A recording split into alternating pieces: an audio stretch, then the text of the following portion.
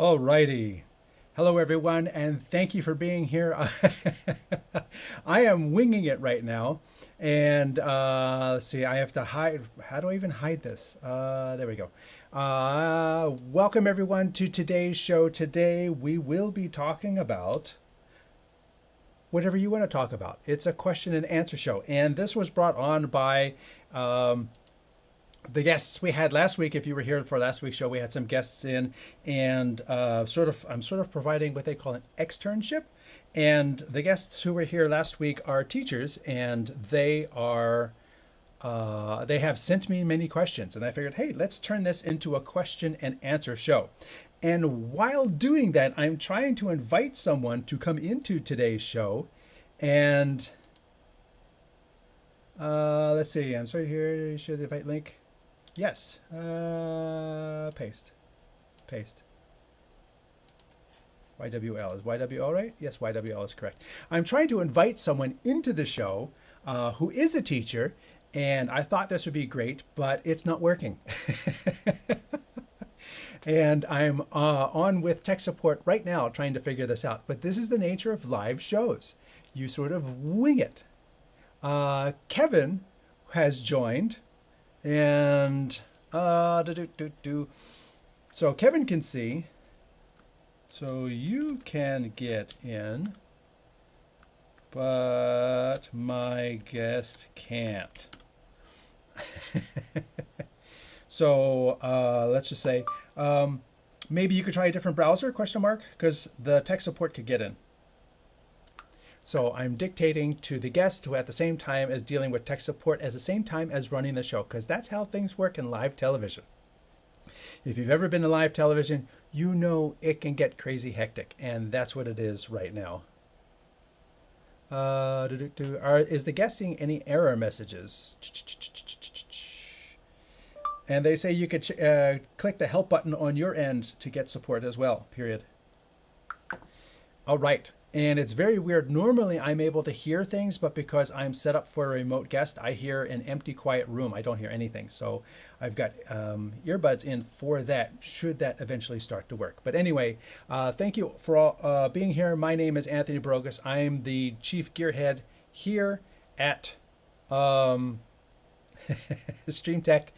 And I am looking forward to answering your questions. As always, I'd love to know where you are watching from today, because it is a worldwide show. It is something we can put out on the internet, and because it's live, anyone around the world can see this. And because it's a Q&A show, I also want to know what questions you have. You're driving this show.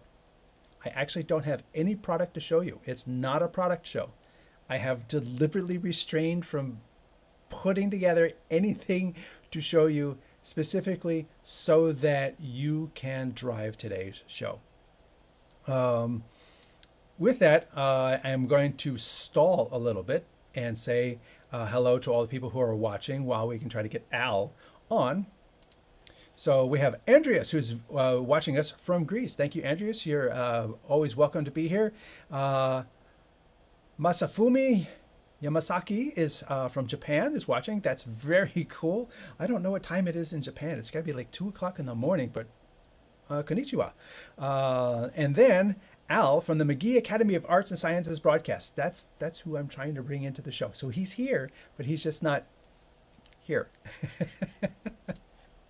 Eric Jan van den Bogard is saying hello from the Netherlands. Thank you very much for being there. Pakat Zoltan is from Transylvania. Thank you for being here. Leo Blakely is saying good afternoon from the Motor City, Detroit. Our two guests from last week are actually in the audience. Jennifer, oh, sorry, I said them wrong. Here we go. I'll click the correct one.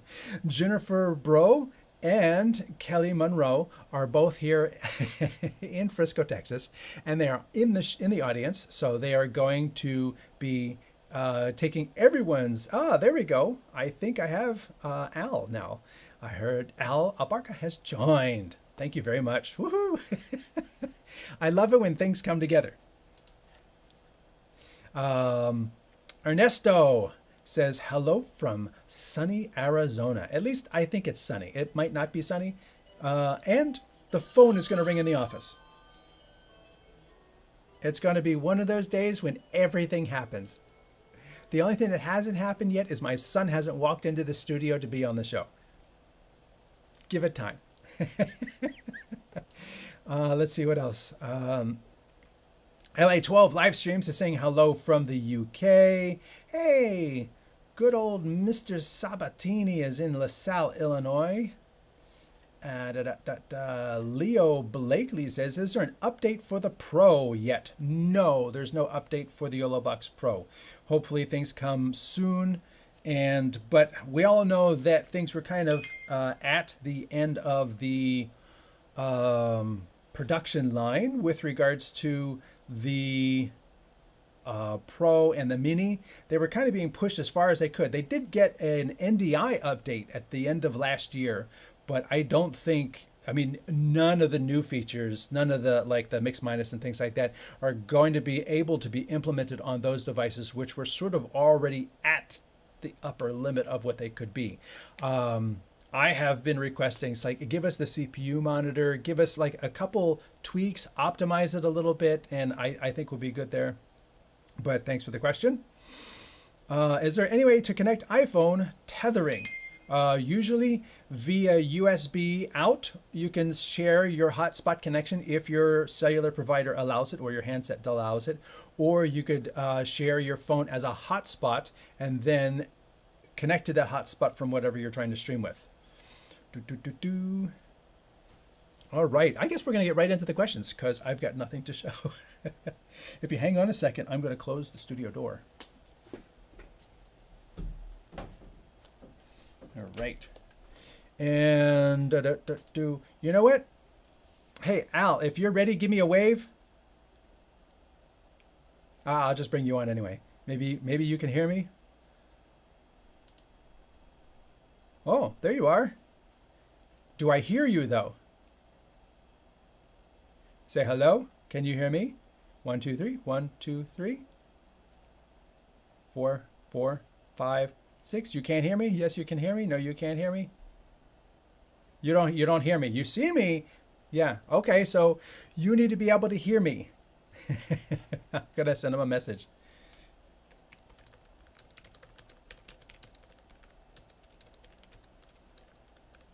There you go. You should see a text on the screen. Okay. Well, we'll figure that out. We're going to send him away. So there's Al. We're working on getting Al in here, and Al should be able to hear me. And if he can't hear me, then he needs to work on the audio on his end. It's sort of a last minute thing I tried to put together, so bear with us. We're going to continue with some questions, which are already coming in. What would you recommend as a hardware standalone encoder with audio and HDMI input that is capable of streaming 4K 50 H.265 preferred and can be configured and controlled remotely? Wow, that's a pretty tall order. So you're looking for a hardware encoder that'll do 4K 50 H.265 and can be configured with and controlled remotely.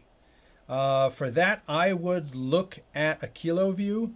Their new P3 Mini is a standalone encoder, and you can remote into it through their KiloView server. So I would look at that. Let's scroll back to a couple questions. For someone starting out, what would be the very first piece of equipment that you would recommend someone be saving for? Let me see. All right, Alec, if you can hear me now, give me a wave. Oh, okay. I get a wave. I'll bring it back on. There we go. All right. Hopefully you can hear me. I can hear you. I can definitely hear you. Let's see if I can drag this. Can I drag this border? Oh, I see. It's on. There we go. There we go. Oh, different design. Now, Al, this is a good question. I think perfect timing for you because just so everybody knows, give a little bit of background about you and the students you teach. So I have the students that are on my broadcast team are 3rd through 5th grade. Most of the year it's 4th and 5th graders, but at the end of the year I bring on some 3rd graders for the following year. So yeah, they're elementary school age kids that come in here and take care of business back here, as you can see behind me. Absolutely. Your studio looks like the same equipment that they would see pretty much anywhere, just a different level, but it's the same knobs, same switches, same lights and everything. They get getting real experience. So, what would be the first piece of equipment that you would recommend someone be saving for? Oh, that's a good question. I would say probably a switcher, a video switcher of some sort, because they do everything now. Um, Although I don't have my kids use it as that, but they do everything. If you have an iPhone already, you're going to use your iPhone anyway. So you might as well just plug it into that and go off of that. Of course, your sound probably isn't going to be as good. The lighting isn't going to be as good because you don't have that yet. But I would say probably a video switcher would be the good place to start. And I was actually thinking the same thing because people that like the first thing somebody could start with is they could start streaming with just their phone. Yeah. And they could be talking to their phone. They've got a microphone. Maybe they're just using room lights or whatever, but they're streaming. They're already doing this. What would be the first piece of equipment to save up for would be the ability to have more than one input. So the switcher, again, I agree, Yeah. would be that thing that would be the next step after just starting with one camera in I, their hand. I would say get yourself a good camera. Um, that would be my thing is get yourself a good camera. The iPhones I got and a all good those. camera. Yeah, I mean, all those phones are getting so much better with their phone or their video technology. But I, I mean, we use Panasonics. We have different Panasonic cameras that we use here, and that would be the second thing that I would save up for. And also that, and then that the next question following that is always, well, what's the best camera? And the best camera is the camera that works for whatever your situation is. Well, and that's what you always say. Whatever tools are best for your situation are the ones that you want to get. Right, because someone who's shooting, football from the sideline is not going to want the same camera as if you're doing a little podcast in a small room. Right. Different cameras for different purposes. There is no one best camera. Right. All right. Exactly. So another question came in from our teachers. How often do you update hardware, software, devices, peripherals in order to keep up with industry standards? I got like two answers for this one. My answer would be whenever they need to update it and when you can update it. I mean, some of the equipment that we have now, it doesn't allow us to update anymore because it's a little older, so they're not allowing us to update it. So that's another thing we probably have to save up for is newer equipment. But yeah, as long as you're able to update it, you want to do that as often as you can, but within reason, because if you update it too soon, you might get glitches that are going to totally mess up your broadcast. You want to try it out first before you go on a broadcast. Make sure that it's not going to glitch or have issues at all. So and that goes to like I always say is test, test, test. And Yeah. and I even have a video on the site that says no updates, turn updates off. Auto updates are bad. Yeah. You would think that's going to simplify everything if it auto updates. You want to be in this business, reliability trumps being completely up to date. So if I have a system that's working and does everything that I do and they come out with a new update, I'm not going to update unless there's something very specific that update offers that I need. And even if I do decide to update, I'll do it when I'm not like preparing for a show and I have time to do the update to test it and make sure that everything I need to do still works. Right. Yeah. And you work with the YOLO Live products, and they're always coming out with updates, and that's what we have here. And I kind of wait a while before I update any of those because I want to see what bugs come out first, and when they correct the bugs, and then I'll go ahead and update it. And I probably don't update maybe once or twice a year, a school year, if that, just for that reason. I just want to make sure that everything is working. And if it's working, why mess with it? Is my especially with the kids and staying consistent with the kids and being able to do that. Yeah, exactly. It's the old adage, if it ain't broke, don't fix it. Yeah. And the same goes for Windows. We're saying the YOLO box comes out with updates. Windows is constantly coming out Yeah. with updates. I can't tell you how many times I open up my Windows machine, which I thought was sleeping or off, and it's and it's like your browser has been updated. Check out the new features. And I'm like, how does this happen if the computer is off? So. Right. Windows is constantly updating, and then you see, oh, the latest update has bricked Windows, blue screen of death, and things like that. So whenever possible, I always like try and hold off on updates, let other people jump into the water, tell me the water is fine, and then I'll jump in. Yep. That's it. That's pretty good advice right there. Let's see. What simple hobbies could get someone into that would help them prepare for this career field? That's a good one. I was always into photography. So I would shoot, sports. I would shoot anything I could. And it kind of evolved into shooting a little bit of video as I was taking pictures, and I just got more and more into video.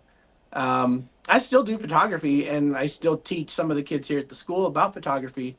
But most of it is all the video at this point. Video, and then as a companion to that, if somebody's into music or audio recording, both of those hobbies give you skills that play well into broadcast, because understanding audio, understanding equalization when something needs to be a little bit louder than something else, when you need to adjust the EQ on a microphone because it's not, clear enough and things like that. So understanding both photography and exposure and lighting, as well as understanding good audio, are both part and parcel with creating a good live stream. Right. So Yep. let's see. Steve jumps in. Would you start with a basic setup and let that pay for your upgrades, or invest up front with better quality? I'm going to say it's the quality part of this statement, I think, is a little not misleading, but I think today with a cell phone, you can shoot 4K or 8K footage. So I don't think that you're going to need to upgrade from what a cell phone can give you. Yeah, it's interesting for me because I'm here at a school, so we kind of have to go. Fortunately, I have an admin that is really supportive of what we do here. So if I need some piece of equipment, I'll go ahead and she'll either ask me or I'll ask her and say, can we afford it? But again, I'm not looking for, the $12,000 headsets to communicate with my whole crew. That's just way out of budget. So maybe if I can afford $1,000 Hollyland equipment and we can get that, then I'll go ahead and go with that. I think it just depends on what you can afford and what you can do and what you can use. Right. And me personally, I always say start with a basic setup. Yeah. Start, even if it's a loaner or something like that, because like with most things, and it's the same advice I got when I studied photography in college. Don't go out and buy a great camera. Get a very basic camera that has manual controls for, because you needed manual controls for the class, but don't get the $3,000 camera. Get a second-hand $200 camera. Go out, take pictures, and learn what you like. Yep. Learn, and that helps you sit there and say, oh, this does this, but what I really want to do is I need to do that. And then you get the piece of equipment that can do that. And you slowly get yourself to where you want to be. Because there's so many different directions, there's so many different pieces of gear. Don't spend $10,000 on this great thing and find out that it actually doesn't do that. Start, go like stepping stones is what I would say. Yep. I have let's see, scrolling down. Follow-up question. I thought the P3 Mini was HD only.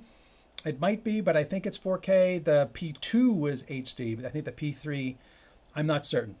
So I apologize if that's not 4K.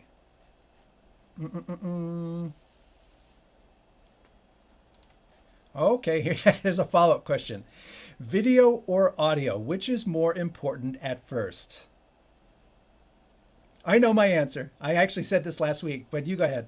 I'll see. And I wasn't here last week. I'm sorry. I've missed your shows the past couple of weeks. I actually took a vacation and end of school year, so it's kind of crazy.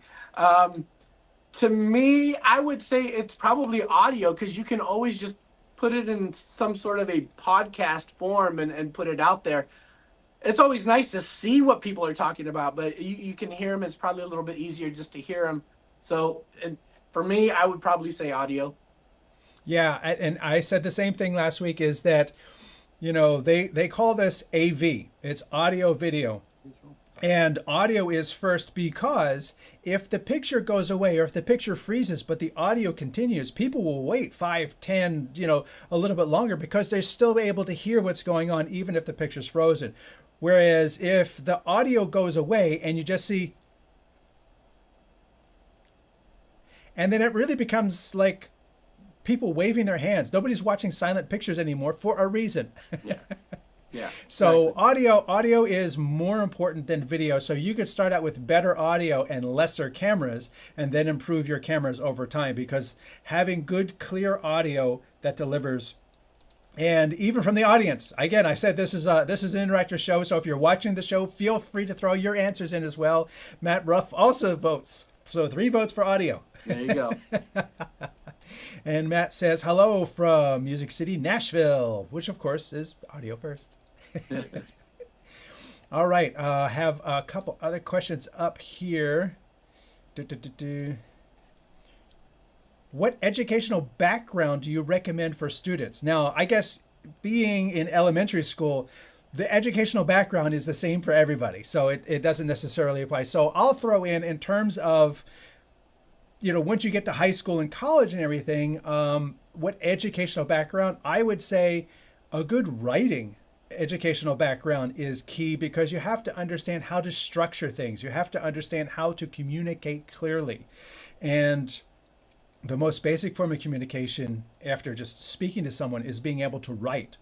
And if you can't write something down, if you can't build a show list, a run of show, if you can't communicate what the topics are, if you can't build a good caption for your video and things like that, writing I think is very, very key. And then after that, I would say just being experienced in many different things. You don't need to focus all of your energy on the technical aspect of it, but understanding photography and understanding, good writing and, art and Yeah. understanding many different things really does play out. Yeah. And I think it's important with elementary, they just come in here. I teach them how to use the equipment and they go at it. After that, I pretty much lay off and they're directing and they're switching, they're adjusting the sound, they're doing all that. But I think as you move on to middle school, that's where you start getting into the writing. That's where you start getting into the graphics. All that type of stuff should probably be the next evolution of your education. And then once you get into high school, then it's like you're doing everything. You're doing the writing, you're doing the graphics, you're doing you're doing everything. So by the time you're in college, you've already done it. So you're good to go. But that to me would probably be the evolution of the curriculum for any school or elementary, middle, high school. Right, right. Here's an interesting, more broad question. What do you see coming in the future of your industry in the next 5 years or the 15 to 20 years? I'm not even going to try to do 15 or 20 years. Things are changing so fast. But one thing I see a lot is, companies already feeling that AI generated content is good enough. I mean, there's AI generated voices on, I would say 30% of advertising at this point. I just saw a video that was generated that looks as good as most any other commercial. It's getting to the point where, because commercials are fast cuts, it's not like a movie, a drama. And with the fast cuts, the shots are good enough so that you can convey what you want to convey if there's someone making this stuff. And as you were saying, once, kids get to late elementary school and high school, they could be generating this content and creating their own YouTube channel and doing whatever they want at that point anyway. So that's what I see as the next 5 years. It's almost going to be to the point where it's not going to be reliant on your camera. You can have an AI avatar and just do a show that's all rendered and generated. Yeah, I know for us, we're already using AI created graphics. And when we do special events at the school, we're going through AI to make those graphics for it. So that's already there. We're already doing that. The kids are already doing that. I mean, so 5 years down the line, who knows? Even 5 years, who knows? But right now, they're already getting into that, and I think it's important that the whoever's doing these types of programs at the elementary level, at some point they need to teach them the basics of it, because that's where it's going. That's where it's evolving to. So even if it's just something small like a graphic, let's get it out there and let's start teaching them how to do it. Yeah, I mean, if the technology is available, there's no need to not use it. It goes back to like when you or I were in school, and they would say, well, you can't use a calculator to do this test because Right. it's not like you're going to carry a calculator around with you all the time, Right. and now we do. Yeah. So, the kids today are growing up with AI as an available tool Yeah. that they're going to leverage, and they're only going to leverage it more as it gets better over the course of time. Yeah. So, oh, that was one of the questions we hit already. What industry certifications do you currently hold or have held? Well, you probably have a teaching license. That's a good one. Yeah, I'm gonna be honest with you. I don't have a teaching credential. I'm the library media tech, so we do not require us to have one. This is all honestly, it was self-taught. So I learned how to put all this stuff together probably about 30 years ago. I've been doing it for about 30 years. So, reading information like you put out on your magazines and what other people put out, listening and watching your type of videos. Those are the types of things that I use for professional development. So I I learned everything myself, and then now teaching my students on how to use it. Um, so yeah, it's it's kind of weird because you want to tell your kids you need to go to college, you need to get a good education to do this, but honestly, I didn't. I learned it all myself, but it was work to learn it myself. It was a lot of hard work to learn how to do all this and be able to teach a curriculum to students to do it. So Right. I got a lot of input from teachers on how to go about teaching it. So there was a lot of people involved, not just me, on teaching all of this. So Right. it takes a lot of people to help this, to get this done.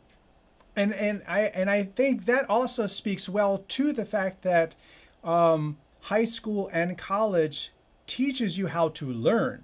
It Yeah. teaches you how to do the research, how to dig things up. Because as you said, it's like, okay, I don't know how to do this. So I need to go out and seek that information. I need to watch a YouTube video, read the manuals, talk to other people, and gather that information, put it together in my head in a way that I understand it, and then make it happen. And those are things that college really, I feel college really instills, because high school is sort of like just teaching along. College is more like you need to know this. And if, you're going to be tested on this, and you have to figure out how you are going to learn this. And Yeah. that really benefits people in this type of field where the technology is changing so fast that we on our own have to constantly scramble to learn the new skills to keep up. Like with AI, it's sort of like, okay, there's not a textbook on how to do this. There's not a certification course on how to leverage AI to make graphics for video. There, you have Yeah. to be doing this on the fly as you go. So there are certain certifications for certain things, but I think by and large, there's a lot of people in the broadcast and production industry, as well as the creator industry, that there's not a certification for what we do. It Right. is you have, but there is definitely a certain amount of understanding that it's all on you, and you have to make it happen and learn it and figure it out and go forward. Right. Yeah, exactly. And if you don't do it, if you don't do your due diligence in learning how to do all this, you're shortchanging not just your students, but everybody that you want to put content out there for. You're kind of shortchanging them too, because it just, I mean, you see how your production looks. It's incredible, and so you want to make sure you're giving them the best that you possibly can. So you need to make sure that you're doing that research and that learning. Right, right. And the best learning is, like you said, to look at what other people are doing. Yeah, And you sit there and say, okay, I like that. I want to do that. How can I get to there with what I have? Because right. your tools are going to be different than my tools, and everybody else is going to have different tools. You can get to the same destination by driving different roads. Yeah, yeah, And another point that I think is important too is we're all on the same highway of learning. There are people ahead of us who know more than us, and there are people behind us who don't know as much as us, but we're all traveling together. So as we learn more, there's going to be people behind us who haven't learned that yet, who are then going to learn more. And, so we're all sort of traveling this road together. yeah. What are specific social media marketing techniques you use for your own marketing materials? Do you guys market the shows that you do? I would say we, to a certain extent, I send out links every 3 days when we do our broadcasts through our social media that we have, saying, here's our broadcast for today. Here's the link to it. Sometimes during our broadcast, we'll tell our viewers, hey, don't forget to subscribe, that type of thing. I'll go out probably within the next month or so, since our summer vacation's starting. I'll go out to different businesses and start talking to them, seeing if they'd be willing to sponsor a segment. So, we'll do advertising with them. But a lot of it is through our social media apps that we have here at school, but we'll also use the big ones like Instagram and Facebook and things like that, where we'll post our broadcasts as well, our links to our broadcast. But Right. mostly it's through our social media apps that we have available here at our school. So when you say your social media apps, is it like school communications? You know, Yes. okay. Yeah. Because I have kids in school and they used S'more and they are these different sort of like communication Right. systems that are tied to the school and not necessarily public apps. They're specifically for student and information from the school. Yeah. So I'll post when our broadcast is done, and I'll post up the link onto our school social media, but that link takes them to YouTube. So we Right. have our own YouTube page. We actually have a couple. One is our broadcast and one is our live events page.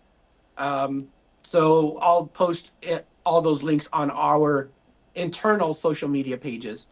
But then every now and then our school district will pick up, or I'll send something to them and they'll put it on their pages as well. Okay, cool. And then for me to answer that is I use a couple different tools. I use uh, Zillow and I use Buffer to send out to all the different social channels. And using those tools allows me to craft one post and have it go out to multiple different destinations at one time. And then Buffer, I've been using that for a while. And what it does is it buffers these things so I can schedule them out so that I can do 3 or 4 days worth of social media posts in a half hour. And then Buffer spits it out at the appropriate time. So I don't have to keep remembering, oh, it's the morning, I got to do this. Oh, it's the afternoon, I got to do this. Oh, it's the morning again, I got to do this. I don't have to sit there and do it. I do it once, and then Buffer takes care of it for the next few days. And those are paid. Those are paid. You have to There's pay into those, correct? Those are paid services. They do have free tiers that are Okay. limited. But most all of the social media aggregate tools, including Hootsuite and other things like that, they do have free tiers that are say, oh, well, you can use us for only three, Yeah. I think Buffer, the free tier is you can use Buffer to go to 3 different destinations, but, and then you don't get comments back and so they hold other stuff back from the free tier. Right. But then if you paid like $5 a month or whatever it is, then it's like, okay, now you can use us to go to like 7 different destinations and you can load up with 30 different posts across the Yeah. week. And so there's different tiers, and the lowest tier on these platforms is usually a free tier, so that you're able to walk in the door, see how it works, see if it works for you, if you like that process and you like how it works, and then if it does work for you, then you can pay for the higher tier. Yeah. I think this question is more for me. Can you describe step by step how your studio is set up and why elements are set the way they are? I can. Like I said, I wasn't set up for a. Do I have? Oh, I do. Give me a second. I am not set up for this. So it'll give me a minute to answer this. But in general, tell us about your studio while I'm stalling for time. Okay. So I have, like I talked about earlier, a video switcher, which is a YOLO box. I have a graphics computer, a computer for music, and 2 soundboards. One is the main soundboard that puts out everything to the YOLO box. The other one is our communication that our director goes through and communicates with the crew. So they learn on all of those different items. Like I said earlier, YOLO box has everything built into it, but I want to get as many kids involved as possible. So I have all these things attached to YOLO box, or to, a microphone into a soundboard. So I have all of these different pieces of equipment, and the kids use everything: the lighting, the cameras, video monitors, what else? Teleprompts. So teleprompters are attached to the cameras. So that's all the different types of equipment that we use. And trying to look around and see what else we have. Blue screen. So we use the chroma key for both our weather anchor and our news anchor. So we do use that for both of them. And that's about it, really. All right. Let's see. I'm going to have to quit this and go back in. It's taken a little bit longer. What I have is I generally, I have my main camera, and I'm trying to set up a second camera so that I can wave it around and choose a way. Whatever. I have to zoom out on the camera, so it's asking me to do this. Okay, this is not going to work because I can't focus on the fact that it's asking me to reset up the camera while I'm trying to do a show. So what I have is I have a camera going into a switcher, and that switcher is where I have my pre-show, my graphics, so I can bring up my title, which is right there. Let me hide this. So I've got my little title, which is built into my switcher. But then that's all fed into Restream, which is where I handle all the graphics, which is because I'm going out to 5 different destinations. And none of these all-in-one boxes or platforms handle 5 outputs. Yeah. A new update to vMix allows you to stream to 5 outputs, but that would actually be 5 different streams coming from my tablet.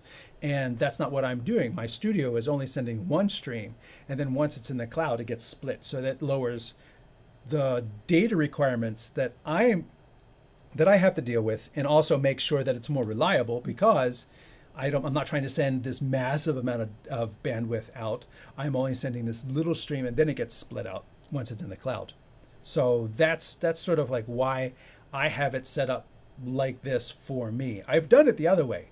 Like when I was doing a show just for YOLO 2 years ago, I used the YOLO box for everything.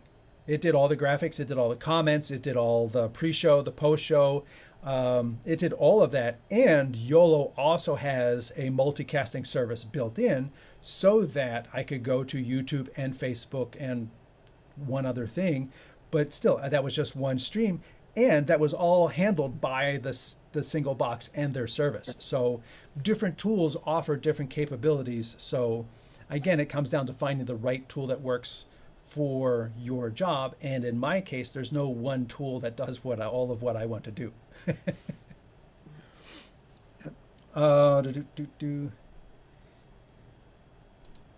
Here's a good one. How do you plan your videos before filming? Yeah. For me, a lot of what I do is user focused. So I look at the comments that are being made on my YouTube videos. I look at questions that are coming into me. If people are asking for consulting on a certain particular topic, and then I'm active in various forums. And if I see a certain question coming up, that sort of drives my understanding that there's a need for information, and this is a pressing topic for the audience right now. So if I were to make a video on that as a creator, I can sort of tap into that search for the answer and that could drive viewership for the video that I'm making. So I have certain things that I want to do, and I have a board with a couple things lined up. But also, if I see a bunch of people, or there's a new thing that comes up in the industry that is very topical, then I can put that on hold and switch to this. So, and that was actually the precursor for today's show, is that I think it's been over a year since I did a user Q&A show, and they sent me the teachers who were here last week, Jennifer and Kelly. They sent me a list of questions, and I says, maybe it's time to do a Q&A show. And because we were dealing with teachers, I reached out to you, and again, thank you very much for being there and just joining me on the show and giving everyone your experience and your expertise as a teacher. Yeah, it's for me, it's the least I could do because you give us so much information. I mean, it's the least I could do. Today is our actual last day for the teachers to be here on campus. Oh. So the kids' last day was yesterday. So Perfect timing. We are heading out after today. I mean, for me, as far as what I plan on putting on a broadcast, it's mostly what's happening around the school. Different events, different sales, if we have a minimum day, if we have special segments. So on Fridays, we have our Feel Good Friday shout out. So that's going to be every Friday. Wednesday, we have a Bookworm Wednesday. So we take pictures of the kids that are buying books from a vending machine, and we put them on there because they've earned the right to buy a book. So we put them on there. Our Artwork Wednesday, so we know if there's new artwork out in front of the school, we'll put that on there on Wednesday. So it just depends. The principal also puts out a Monday morning memo for all the staff. So if there's information on there that we think that is okay to put on our broadcast, we'll do that as well. So it just depends on what's happening throughout the week, and that's where most of our content comes from. Obviously, our weather segment is from, what weather's coming up, in the Los Angeles Pico Rivera area. So yeah, we also have a lunch menu, breakfast menu segment, birthday segment. So that's all in there. So it's pretty much a template that we have already, and then we just go and add whatever we need to as far as information that needs to be added in there. Right, and that makes sense because in your situation and for your audience, that segmented type of show and that content is what is usable to them. It is what is topical for them, and it's what they're looking to hear about too. It's like if you start talking about the latest, if I started talking about what the lunch menu was at your school, nobody would want to know. Right. I think it's also important to know, and kind of going on that, is that you're not going to get in a school of 400 kids, you're not going to get the 3,000, 4,000, 5,000 views, 2,000 or 3,000 views that your show gets on a weekly basis. You're not going to get that at a school that only has 400 kids. So you have to remember that if you're getting 100, 150 views of your broadcast, that's pretty good. That's a quarter of your school that's watching it. So when I see 100, 150 views on a single broadcast, I'm like, okay, that's not bad. Or on one of our special events, we just had our 5th grade promotion. We live streamed it. We had, at this point, we have over 800 views. Wow. I'm good with that. I am so excited about that. So when you're in a school that you're only catering to a certain amount, don't expect a whole lot of, thousands and tens of thousands of views. think about your audience and think about the number of your audience and go with those numbers rather than anticipating tens and thousands of views, because it's not going to happen. Right. And that actually ties in very much to this next question.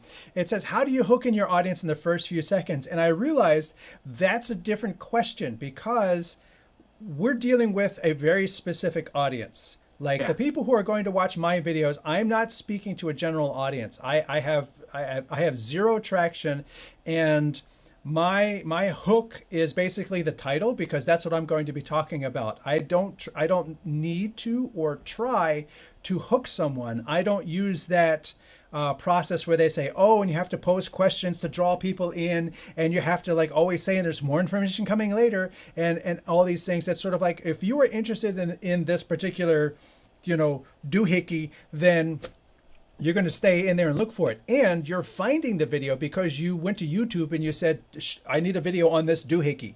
That's right. What it's about. And the same thing with your audience, like you says, you don't need to hook your audience because your audience is your students and families, and for the graduation, grandparents and relatives, right, and things like that.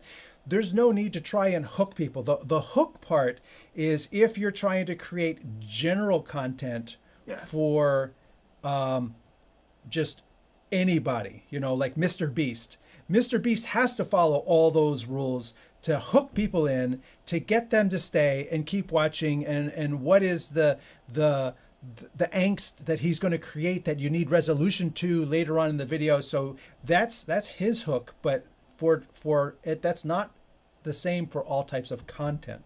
Right. And I will tell you, we start off with a regular type of stuff at the beginning of our broadcast, but like for our Feel Good Friday shout outs, I'll wait until the end of the broadcast, hoping that people are going to watch at the very beginning and then, okay, that's great. Here's the new stuff. All right, I got that.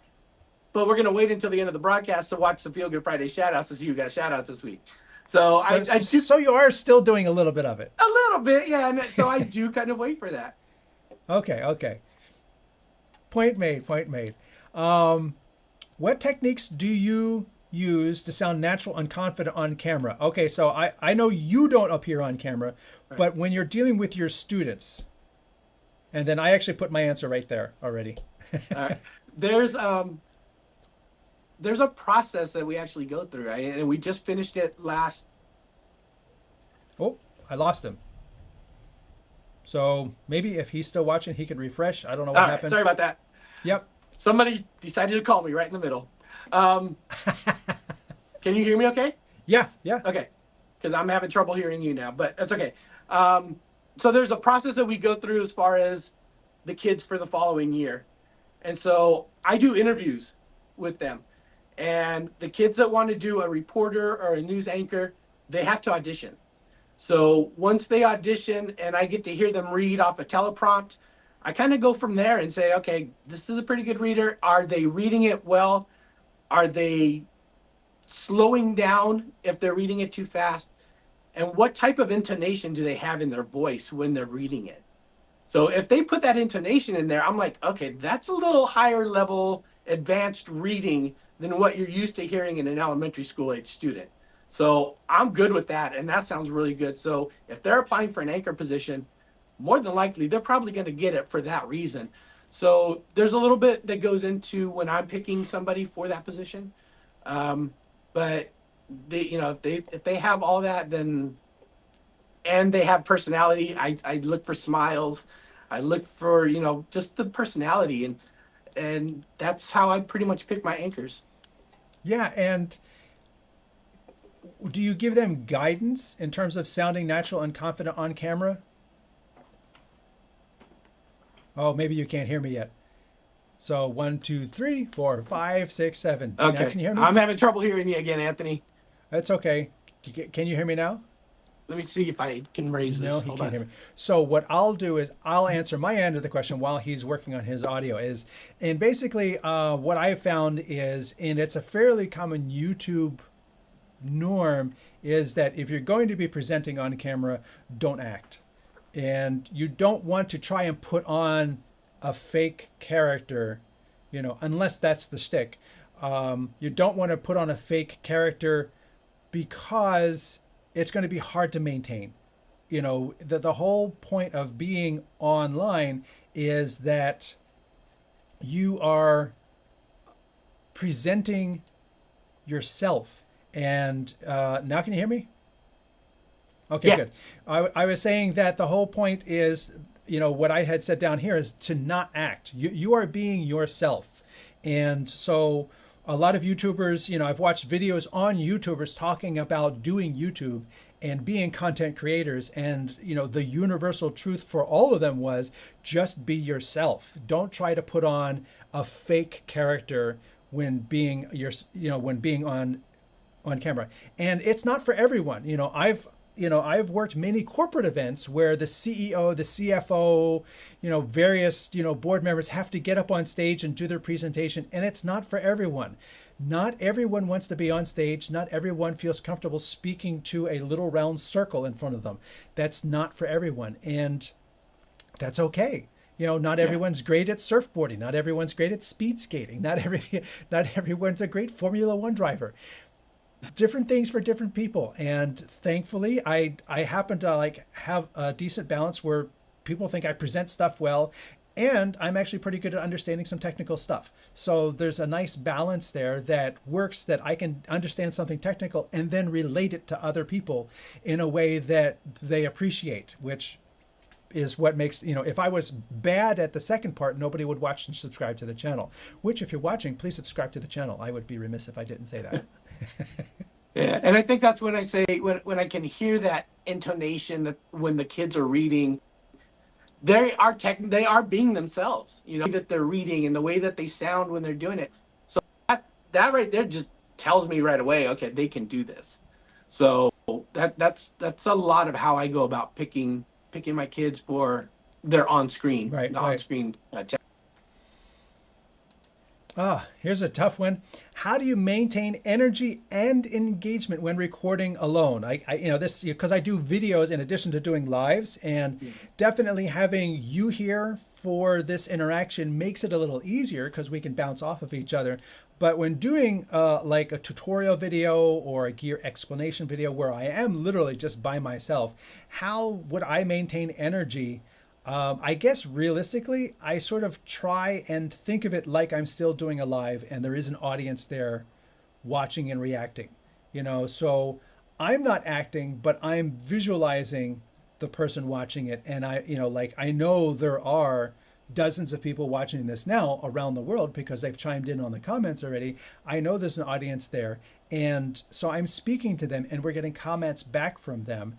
And that is what helps drive things in my mind. So when I do a standalone video, which is being recorded and not streamed, I try to visualize that the audience is still there. Yeah. That's how I do it, but it's not for everyone. I'm a great hype at the beginning of our videos. So I'll get the kids hyped up, sometimes too hyped up, before we record our videos. And they'll kind of laugh a little bit, and then all right, let's hit record, let's get going. And by then they're a little lively, especially when we record our broadcast at 8 o'clock. So they're a little tired, little lethargic, but I try and get them going a little bit in the morning and talk to them, see how their day went, how their night went, what their weekend was like. Just converse with them a little bit, and then we get going. Yeah, and I think that's a good point. You make a really good point there, in that, energy levels would naturally decrease. And so I'm not saying being on camera is a sport, but it's something you have to build up stamina for, to have that energy level and to keep it consistent all the way through. Like, newscasters, they look the same at the end of a half-hour broadcast as the beginning of the broadcast. And that doesn't happen naturally. It's sort of just like running. You don't get to finish a 5-mile run just as strong as the beginning on your first run. You have to build up to that. You have to build that stamina so that when you get there and you get to the end, you still have that energy level. And you also know when you start out, don't super start out and then fall. Hold it back a little bit so that you have that energy at the end. One of our viewers commented, Steve said, public speaking is important for being in front of the camera And he's talking about different skills to have. Project management for the production side and controlling the show content. So I agree. Those are all very important skills, especially public speaking and understanding, the process of public speaking. Debate team would be really good, in terms of, being in front of the camera, knowing how to present a thought in a very concise and, driving way. Yeah, it's funny. Had a talk with one of my former news anchors. She graduated from here a few years ago and has now just been elected to her Senate. So she's going to be school president next year. But a lot of that was she was able to get up in front of somebody, a group of people, and to be able to talk to them. And that was because when she started here, she was one of the news anchors. And she was used to talking in front of people. So when it came time for her to do that and run for president at her middle school, she didn't have a problem with it because she had already started that process. So it goes along. I mean, this is the beginning of it. This is kind of where it starts for them. And hopefully they take it along later on. Kelly, so as you can tell, I'm a proud dad. Yeah. Of some of my students, but yeah, so it's great. Next year, I'm saying again, as a proud dad, my first cast team that I did 6 years ago will be graduating high school next year. So I'm anxious to see if any of them will get into the broadcast journalism field when they graduate. One of our viewers says, I have a face for audio, but with the tech, you kind of need the video, so I just do it. And that's kind of, honestly, that's sort of my background, is that I was writing for Streaming Media Magazine before videos were really a thing. And then it was like including photos. Okay, let me make a short video. And now video is like, part and parcel with a thing.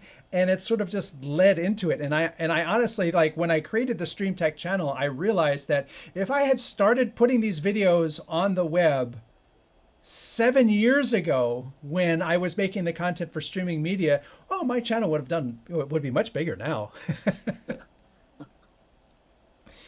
Kelly asks, is it easier to do a live alone in a studio or a live on location? I definitely say in my studio, because I have access to the tools that I need. Very often, people will see during my live shows, let me go.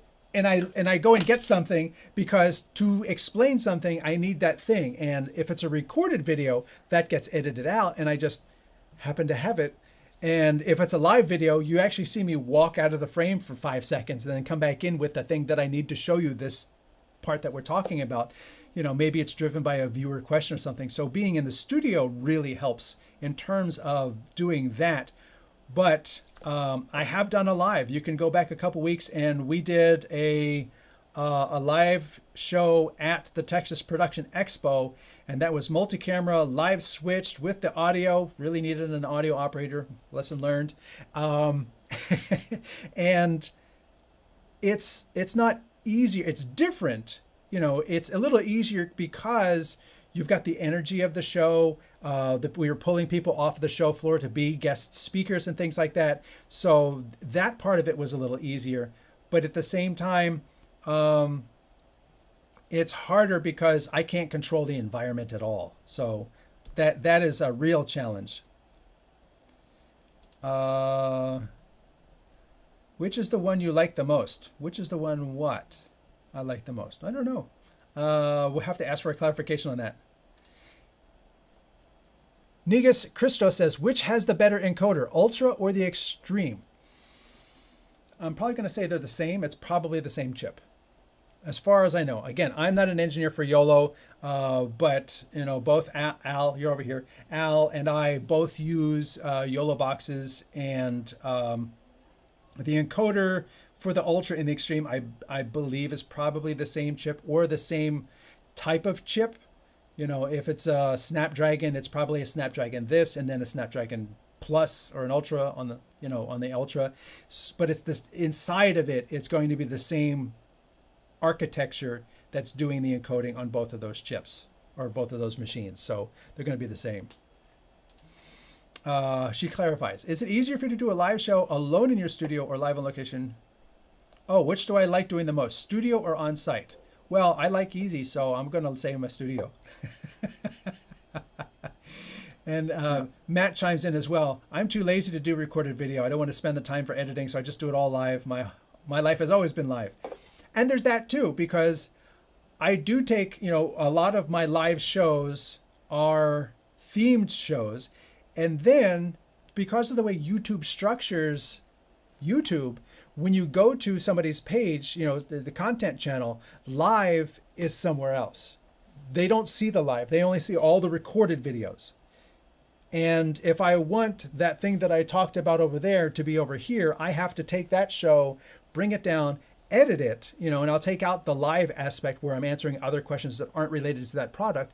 And I'll create a video that is honed down on that topic and then re-release it as a recorded video that will appear on that main page. So, I do standalone videos that are made as recorded videos. And I just did one for streaming media. I did a review of the Ultra. That'll be coming out in the next couple weeks. And but at the same time, I'll also do live shows that then get edited into videos. So there's like 3 different things going on there. Yeah, we do mostly recorded shows with our broad. So because of YouTube's child content restrictions, it has to be recorded. We can't do it live. The first actually year and a half live, but somewhere along the line they caught something and said, okay, you're done. So now we just record it, and then as soon as we record it, we very seldom do it in less than one take, more than one take. So they just go straight through, and then we just upload it. The only thing that we do live are things like our Halloween parade, our 5th grade promotion. All of those we're able to do because there are adults that are involved with it, and the adults are on camera. But because of content, we can't do a live broadcast on our Monday, Wednesday, Friday.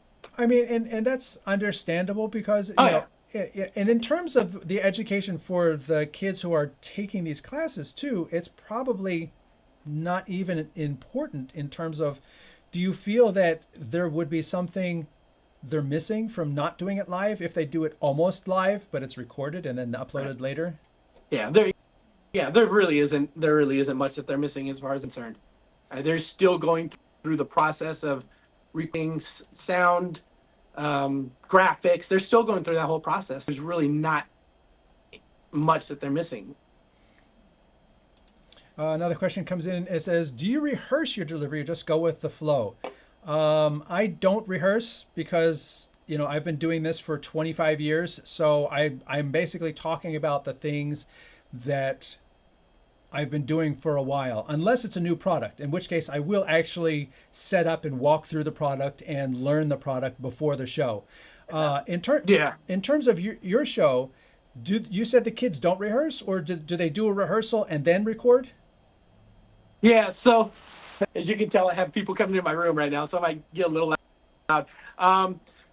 They do rehearse. I send them scripts ahead of time. I'll do them the day before and send them the scripts.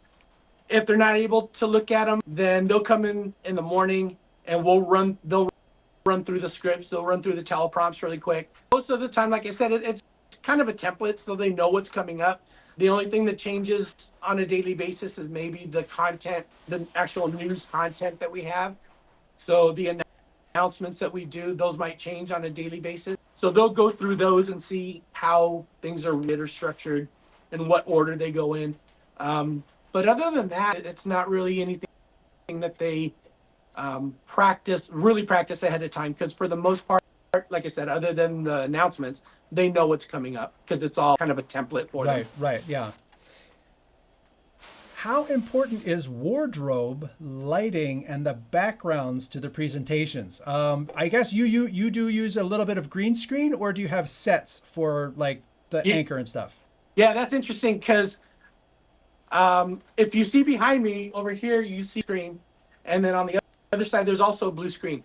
Usually it's a green screen, but because our school colors are green, we can't use the green screen backdrop, so we have to go with the blue.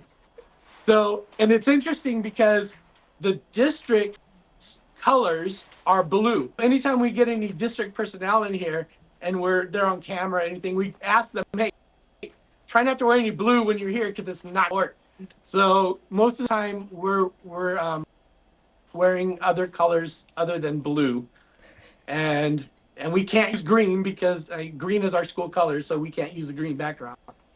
And I have the same thing here. Obviously, this dithered background, this gradient here is a creation. There's actually a blue screen behind me because I actually do a regular show with Bird Dog, and their logo is green. So I can't wear a Bird Dog shirt, which is with a green logo, if I have a green screen. So my setup used to be green for, a long time, and now I can wear a green shirt. Nice. Because it's a blue background.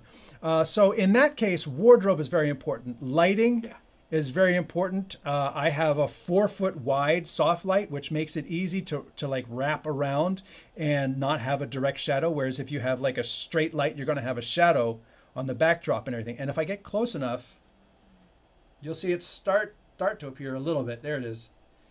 So lighting is very important. And the background, there's a lot of YouTubers who have a nice set, who have like a, carefully crafted just walls and some, placed items or technical stuff behind them for, streamers that I watch, photography people, photography blogs.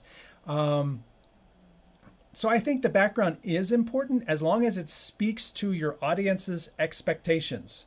Yeah. So I think, if I was doing a photography blog, showing cameras behind me would be expected. So that would be natural, and I wouldn't have to do a green screen. Because my content changes so much, I opted to go just with a plain background, which also helps with compression. Yeah. And for us, it helps to change the backgrounds of our main anchor. We change it around maybe 2-3 times a year, just because for me, it's fun to put them together. But because also it just changes things up for the people that are watching as well. We had a spring background for our main anchor. We have Halloween ones, holiday backgrounds. So I just change it around just because it just kind of helps and keep everybody on their toes. Yeah, and in a lot of cases, this is the environment. A keyable background is going to be what's there, or in today's environment, it's going to be an actual LED screen, and that it's not going to be a key. It's going to be that physical thing is going to be back there behind them, whether it be a Halloween background or a spring background or things like that. It's literally going to be behind them. I've been in places where they had like an 80-inch monitor behind the person talking, and whether or not it was daytime or nighttime, they just put a different still on the, say, oh, there's the skyline of something. No, it's a picture being put on a TV set that's 2 feet behind the person talking. Yep. But based on daytime or nighttime, when they were being interviewed, they would just change the still. Yep. So even if it was pouring outside, it's a sunny day right here. Another question comes in. What equipment helps improve the presentation? Mike's camera, teleprompter. I think for certain key things, a teleprompter, especially if it's very technical, and on the YOLOBox Extreme review that I just did for streaming media, I actually wrote it out, and what that helps me do is helps me make sure I'm covering all the different things I want to cover. Because if I do it live, there's been instances where I've had live shows and then I finish and then I look over and say, oh, I didn't talk about this, because it didn't occur to me while I was doing it. Whereas if I'm doing something recorded, I can have it scripted out and make sure I talk about this part, that part, and the other part, and then sum that up at the bottom by having it scripted out. So I'm actually looking through a prompter right now, but there's nothing on it. So that's something I find very useful. And I think you said the kids already, when you're interviewing hosts, you're judging how well they read a prompter. Right. Yeah, so the prompter, I think, is probably the most important piece that we have gotten over the past couple years. Before, we were using a computer that was showing PowerPoint, I think, rolling through PowerPoint, and they were reading it with the camera set right below the computer, so it looked like they were looking right into the camera. So getting the teleprompts really did help. But I think also with the computer graphics and being able to use a chroma key, I mean, me having the different tools that we have keep everything helps keep everything fresh, and helps keep people coming back to watch, especially with the students watching. It just keeps them. I don't entertain, but it does keep them watching and focusing on the broadcast a little bit more. Right. So, but as far as a piece of equipment that has really helped our our broadcast team, I really do think it is a teleprompt. All right. And then in terms of editing, you said your kids do most everything in one take, but when things do need to be redone, do you have them edit it? No, not at this point. They're not doing any kind of editing. I would hope if our middle schools start taking this up as a curriculum, that's the next process is adding graphic design, writing. I would hope that that's something that a middle school curriculum starts doing with advancing in their broadcast. The editing that we do here is really minimal, if at all we need to. Like I said, if we need to at all. So we're either using the app that's on Apple computers. Sometimes I'll use the Adobe suite and their video editing. So, but that's about it. Very little editing that we need to do. And then for my videos, if I do a live and then I edit it, like I was talking about before, generally I find they actually do need quite a bit of editing because first I do a lot. I go out and I interact with the audience. I bring viewer comments in and things like that, and that may not be central to the thing that I'm talking about. So all of that has to be cut out all the way through.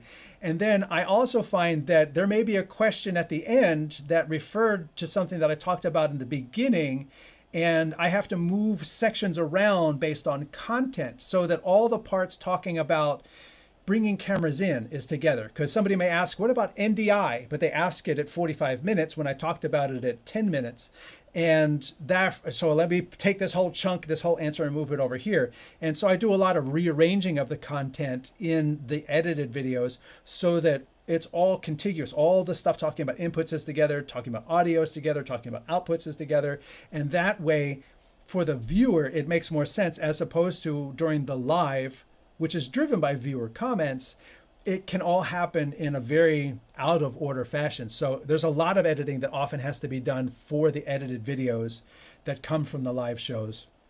And I've used various tools to do it. So the actual editing tool, I don't find it makes much difference because it's, HD video in, it's HD video out. What it passed through in the middle is not really relevant. Whatever tool they want to use, whether it be CapCut, Instagram's new editor, iMovie, Final Cut Pro, DaVinci Resolve, Adobe Premiere, Lightroom, Lightworks, Avid. It doesn't matter. It really doesn't matter. Yeah. I guess this one's more for me. What challenges did you face when you started presenting on YouTube? For me, it was growing an audience for a niche topic because my topic is really about live streaming production. That's not a very big audience. I'm not trying to reach YouTube billions of viewers. I am trying to reach those few people. So if you are one of those few people, take one of my videos and share it on your social media. No, go give him a hug. We want to see it.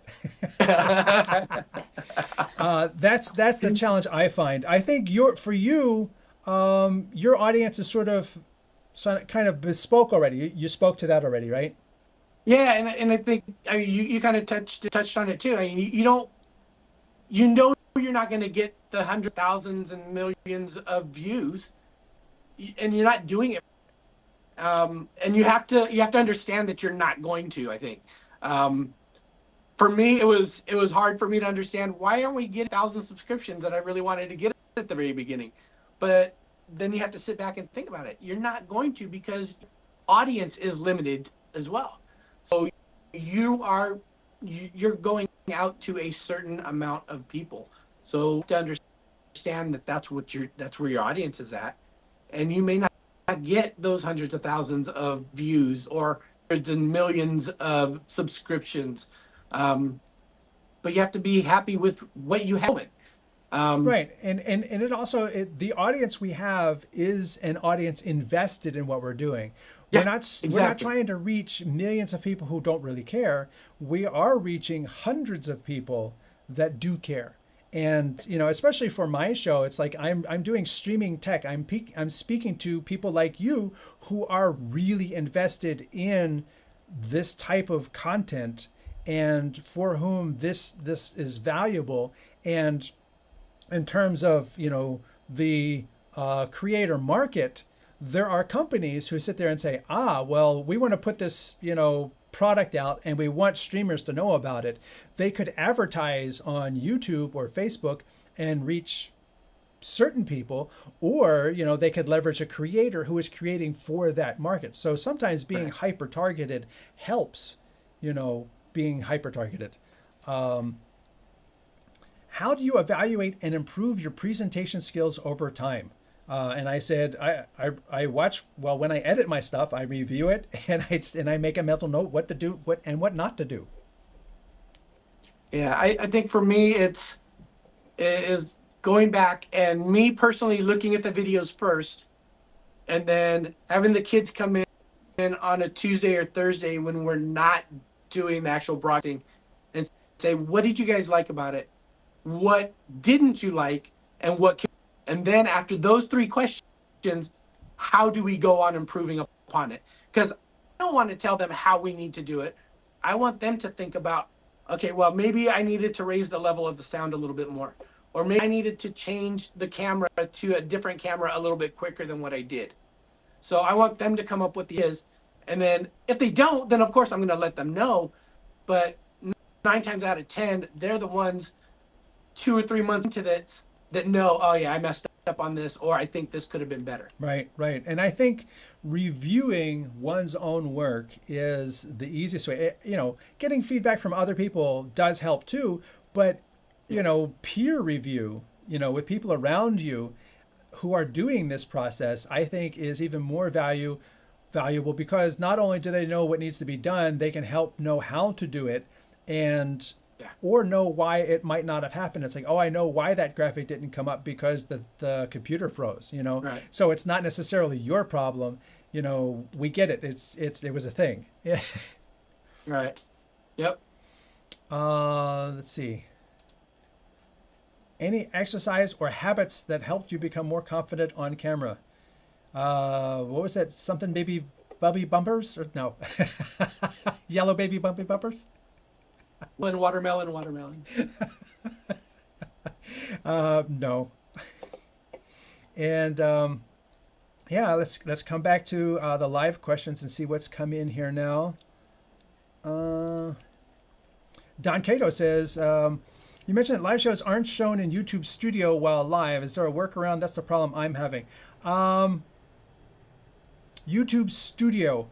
Well, what I was saying is on the main page in YouTube, so that if I were to do this, you're still there, and Yeah. then go to here, and then bring this up. If somebody goes to my StreamTek channel, and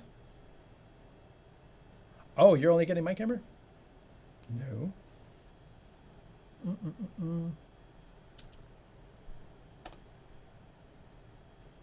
Interesting. It was ignoring me. So here you can see they come to the StreamTek channel and they see my videos, or if you come to the home page, it will show you there's my live show and here's various videos. And then I've made it so it shows past live streams. I've put this here, but with people coming to hit it right here, they're going to hit this main page and then they're going to click on videos and they're going to totally miss out on the lives, which are over here. And so here's the Yellow Box Extreme show, which has not been made into a standalone video yet. If they wanted the content now, it's here in the live section, but it's not in the videos. And so they're like, well, he hasn't done anything on the Extreme. And look, these videos go back 4 months and he hasn't done a video on the Extreme. I have, I just haven't edited and released a standalone video. So that's what I was talking about, is that the way YouTube structures this is, unless on the home page you deliberately put Like, here's the first thing that I can customize. This one is what YouTube puts. This is called the For You. And then down here, this is the first column or the category that I can put in a row here, and I put the live streams there. But unless people go to that, they're not going to find it naturally. Or if the content creator puts that there, there's nothing about live streams on this front page at all. So that's one of the limitations I was talking about with YouTube, is that YouTube doesn't necessarily show off the live streams on the main page or the videos page. People have to go and hunt them down, and I find that kind of problematic. I think the videos page should show both recorded and live, and then you could, hone it down from there. But that's what I was talking about there. And if you're watching and you haven't subscribed, go subscribe to the StreamTek channel. Also, I was talking about I'm going to be doing a Bird Dog show next week, so you can go to the Bird Dog channel down here. And over here, I write for Streaming Media. And if you need to reach out to me, there is the Contact Us page on streamtek.us. All right, so let me hide that. There we go, that worked. And then bring you back up. Again, I'm 3 different switches going on here. Jennifer asks, you talked about visual aids like text on screen, graphics, images. How do you decide what to use? That's I think part of that goes to, I guess, 3 different aspects. What does the audience that you're writing for expect? Do they expect a lot of graphics, very detailed stuff? What is your style? Some people are very stylistic and they have all kinds of cool things bouncing in and out. That's not me. And then what tools do you have available? Like you said you're using AI to generate some graphics? Yeah, so we've started using a lot of ChatGPT, Canva. We're using a lot to create different graphics. A lot of the titles we use opening graphics for like our promotion, our 5th grade promotion. I did that in Canva. So yeah, we're using that a lot more. Right now, it's a lot of stuff that is available through our school district. So they've bought, the huge package where it has a bunch of users, 300 users. So the site licenses that they purchase for everybody. So I'm using that because it's available. So that and the Adobe Suite, they have that available to us. So I'm definitely utilizing that. And I highly recommend checking with your school district to see if those are available for all you teachers out there, educators. Check with them if they have them. Luckily, one day I was listening to a board meeting and they heard that they had approved Adobe Suite. And so the next day I'm on the phone with our doctor saying, hey, can you give me permission for this? And he's like, oh, well, okay. How did you find it? I said, because I watched the board meeting. So can you give me permission for this? So they're like, yeah, okay, no problem. But yeah, check with your school districts to see if they have those licenses or not. And if they do, and it's site licenses for all the sites, and use it because it's there for you. Right. And the other key thing is, Adobe and these other tools, these are the tools the kids are going to use. Oh yeah. It's not, these are not specialized EDU only apps that these people are never going to see outside. These are the same apps they're going to see if, once you're in industry. I'm in industry all the time, and I get handled Photoshop files and different things like that all the time. So, and certain apps like vMix and things like that, they will actually parse PSD files, which for those who don't know is a Photoshop file. They will actually parse that. So if it's got layers, you'll be able to address the layers in the video app. So there's definitely usefulness to having kids experience the actual tools that are used in industry. It's not like, there's a kids version of, well, there's a Elements version, but Premiere is Premiere and Photoshop is Photoshop. Yeah. Final Cut, all that. Yeah, Final Cut is Final Cut. And if you want to go free, DaVinci Resolve is DaVinci Resolve. And DaVinci Resolve is a monster of a program. It does everything. Yeah. And then we got clarification on this one. It's rubber baby bumpers. Well, Al, I really appreciate you being here to help me walk through all these questions. I think we have been able to really talk about a lot of things in terms of doing this production, the audience's expectations, and how we help people, how we guide, whether it be my viewers or your students, how we guide them into crafting new content creation. Again, I appreciate your experience and your expertise being a teacher, which I am not. And I thank you for taking the time on your last school day to, join us on the show. And sorry about the noise in the background. I'm just teachers very excited to be getting out of here. But yeah, I mean, like I said, I enjoy watching your videos and watching your program and your content. You give so much, so it's the least I could do to be here and help you out and help out a lot of the other people that are in this and trying to get things started at their own schools. Hey, maybe we'll be able to hook up at NAB sometime. It's pretty close to California, and we'll have lunch together. That sounds good. Sounds good. All right, thank you again. All right, thank you, Anthony. All right, and I am just so indebted to Al because his experience and expertise as a teacher is really, it speaks to a whole different level of, the people that he's working with in terms of giving them this experience is very different. Like, I'm speaking to people who are in the industry and, adults, and he's speaking to kids, but it's clear that he's letting them drive and letting them craft the experience for themselves, because kids today are very, very smart. And Jennifer also says, thank you so much, Al. Have a great summer. And, I'm not going to be off this summer. I'm going to be continuing with these weekly shows again next week. I'm going to have the StreamTek show. And then in the afternoon, we're going to have the Bird Dog show. So look forward to seeing you all here. And then if that will work, there we go. Again, if you are new to the channel, watching on Facebook or Twitch or InStream or Instagram, there, I'll get it. You can find us, everything you need, at the Stream Technology channel on StreamTek on YouTube, where we have all the videos, all the live shows. We have different playlists as well, including the StreamTek Producers Conversations, where I got to interview Al, and I got to meet Al first time, and as well as technology explanations, gear demos, and a whole series of videos from NAB. So that is a great resource for people getting into the business. Again, next week, in 7 more days, I will be here doing a show for Bird Dog talking about their Connect series, or a Connect suite of solutions where you're connecting different things via NDI, hence the name Connect.